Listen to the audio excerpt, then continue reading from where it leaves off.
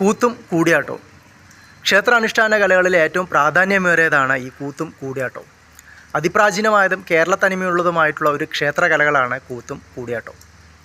കൃഷ്ണാട്ടം, കഥകളി, തുള്ളൽ, പാടകം എന്നിങ്ങനെയുള്ള ക്ഷേത്രകലകളിൽ നിന്നൊക്കെ ഇതിന് പ്രകടമായിട്ടുള്ളൊരു വ്യത്യാസം കാണുന്നുണ്ട്. ഇതിൻ്റെ കൈകാര്യകർത്തൃത്വം അല്ലെങ്കിൽ അവതരണം എന്ന് പറയുന്നത് പരമ്പരാഗതമായിട്ട് ചാക്യാർ സമുദായത്തിനാണ്. ഫലിതവും പരിഹാസവും കലർത്തി ചാക്യന്മാർ നടത്തുന്ന പുരാണ കഥാപ്രസംഗമാണ് കൂത്ത്. പണ്ടുകാലങ്ങളിൽ ക്ഷേത്രമതിൽക്കെട്ടിനകത്ത് പ്രത്യേകം സജ്ജീകരിച്ച കൂത്തമ്പലങ്ങളിൽ വെച്ച് മാത്രമായിരുന്നു ഇത് നടത്തിയിരുന്നത്. എന്നാൽ ഈ അടുത്ത കാലത്തായിട്ട് ഇതിന് ചെറിയൊരു വ്യത്യാസം കാണുന്നുണ്ട്.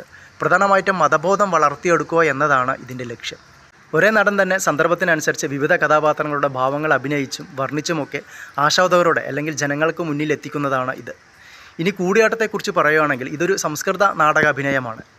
കേരളത്തിലെ സംസ്കൃത നാടകങ്ങൾ വളരെ കുറവാണെങ്കിലും ഭാരതത്തിൽ നിന്ന് നിലവിലുള്ള അതിപ്രാചീനവും ഏറെ സങ്കീർണവുമായ ഒരു രംഗപ്രയോഗ രീതി കേരളത്തിൽ മാത്രമാണ് നിലവിലുള്ളത്. ഇതാണ് കൂടിയാട്ടത്തിൻ്റെ ഒരു പ്രത്യേകത.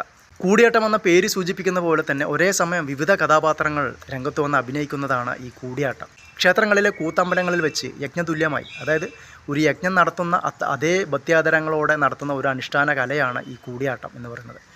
ഇത് പരമ്പരാഗതമായിട്ട് നടത്തുന്നത് ചാക്യന്മാരും നമ്പ്യാന്മാരുമാണ്.